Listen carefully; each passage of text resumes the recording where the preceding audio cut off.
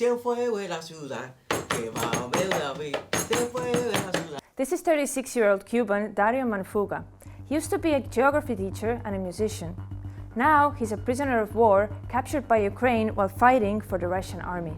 And he claims that he was tricked into going to Russia with the promise of a job in construction.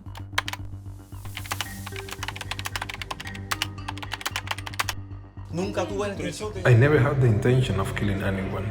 I never wanted to participate in war. I have a family. His claim that he was duped could not be independently verified. And he said he knew little about Russia's full-scale war on Ukraine. About 2 years ago, I saw a news report on our television about the war between Ukraine and Russia. I didn't know what was happening in this war because in Cuba, they don't emphasize it on TV. And they did not talk about the results or the statistics. Do you know that Russia attacked Ukraine? No.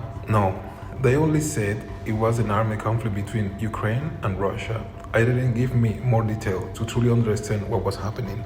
He's not alone. There's about 5,000 Cubans fighting in Ukraine, according to a US-based NGO advocating for democratic change in communist Cuba.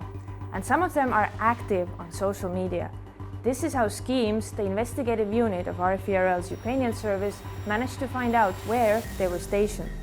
For example, this photo, posted in July 2023, included a geotag close to the Russian city of Tula, which is known to host the 106th Airborne Division. This division was involved in the battle for the Ukrainian town of Bakhmut, one of the bloodiest of the war.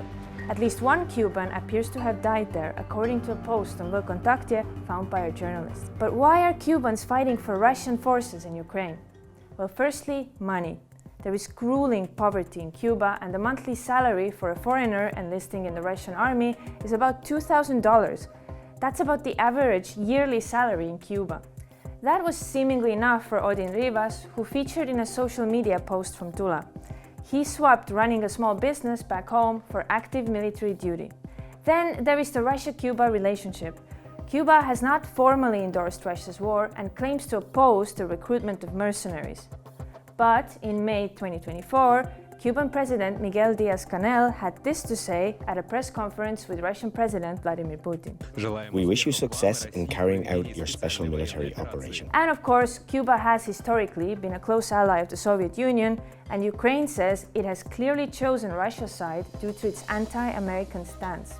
And Russia made sure to keep the ties strong. According to our data, in 2024, Russia sent more than 1.8 million barrels of oil products to Cuba.